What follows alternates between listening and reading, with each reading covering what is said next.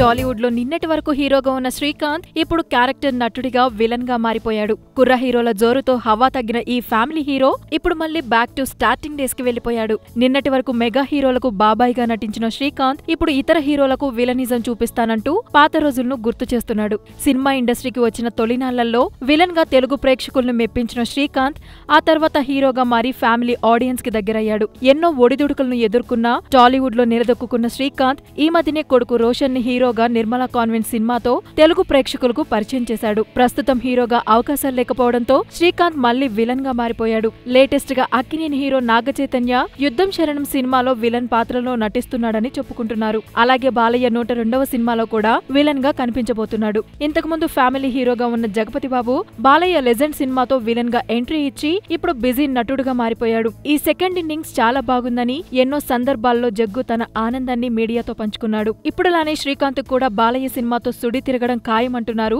Film Nagar జనాలు. అంతేకాదు మరో విలన్ టాలీవుడ్ కి దొరికినట్టేనని చెబుతున్నారు.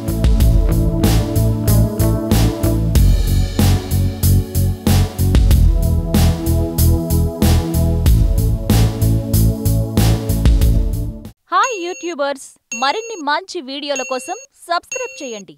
దాంతోపాటే బెల్ ఐకాన్ పై క్లిక్ చేయండి.